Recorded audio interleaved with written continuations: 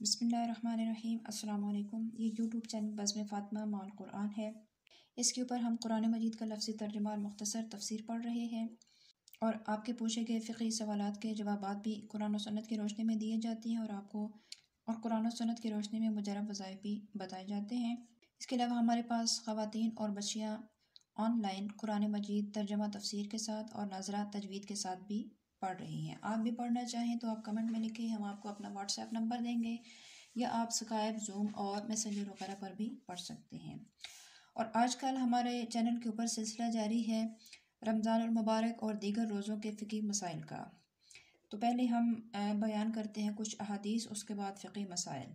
حضرت انس سے مروی ہے کہ رسول اللہ صلی اللہ علیہ وسلم نے فرمایا، سحری کھاؤ کہ سحری کھانے میں برکت ہے۔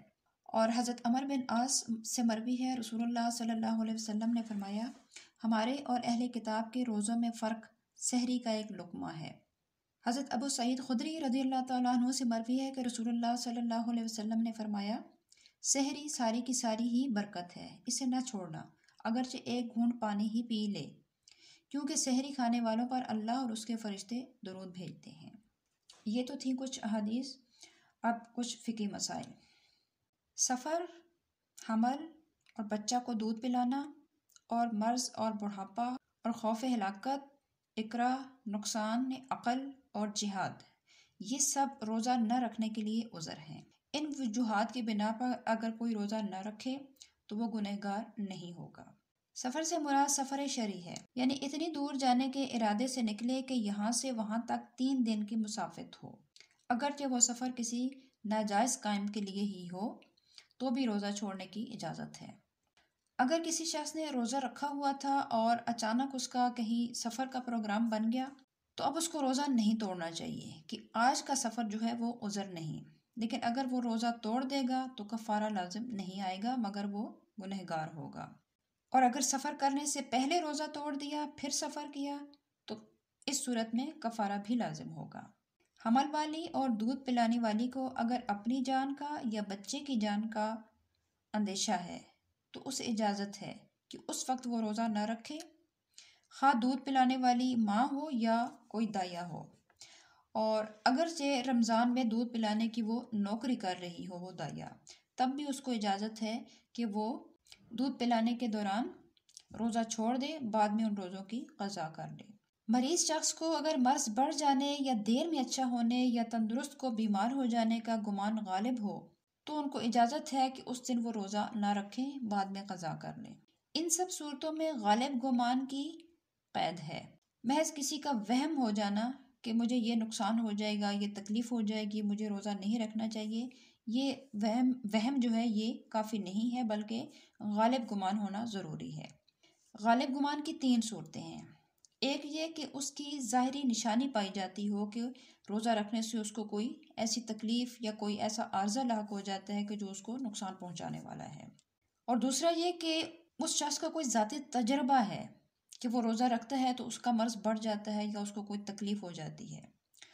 اور تیسرا یہ کہ اس کو کسی مسلمان مستند ڈاکٹر نے یہ بتایا ہو کہ اس کو روزہ رکھنے سے تکلیف ہوگی اور ڈاکٹر نے منع کیا ہو کہ روزہ نہ رکھے، تو ان 3 صورتوں میں روزہ چھوڑنے کی اجازت ہوگی۔ عورت کو جب حیض و نفاس آ جائے تو روزہ ٹوٹ جاتا ہے۔ حیض سے پورے 10 دن کے بعد پاک ہو تو بہرحال اس کو کل کا روزہ رکھنا ہوگا، اور اگر 10 دن سے کم میں پاک ہو تو اگر صبح ہونے میں اتنا ٹائم ہے کہ نہا کر اس کو تھوڑا وقت مل سکتا ہے تو اس کو اس دن کا روزہ رکھنا ہوگا، لیکن اگر نہا کر فارغ ہونے کے بعد وقت نہیں بچتا، صبح ہو جاتی ہے، تو پھر اس دن کا روزہ نہیں ہوگا۔ حیض اور نفاس والے کے لیے اختیار ہے کہ وہ چھپ کر کھائیں یا ظاہراً کھائیں، روزہ دار کی طرح رہنا ان کے لیے ضروری نہیں ہے، مگر چھپ کر کھانا زیادہ بہتر ہے، خصوصاً حیض والی کے لیے کہ وہ سب کے سامنے نہ کھائے بلکہ چھپ کر کھائیں۔ بھوک اور پیاس ایسی ہو کہ ہلاک ہو جانے کا اندیشہ ہو یا عقل کے زائل ہو جانے کا اندیشہ ہو تو اس شخص کو بھی روزہ نہ رکھنے کی اجازت ہے کہ بعد میں جب وہ اس قابل ہو جائے کہ بھوک پیاس سے اس کو کوئی نقصان نہیں پہنچ سکتا تو روزے کی قضا کر لے۔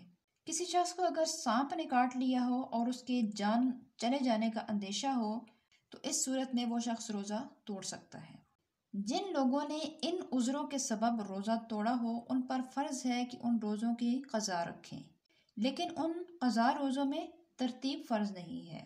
اگر ان روزوں سے پہلے جو روزے توڑے تھے ان روزوں سے پہلے اگر کوئی نفل روزے رکھے گا تو یہ نفلی روزے ہو جائیں گے، مگر حکم یہ ہے کہ عذر ختم ہو جانے کے بعد، بیماری ختم ہو جانے کے بعد اور دوسرا رمضان آنے سے پہلے پچھلے رمضان کے قضا روزے رکھ لیے جائیں۔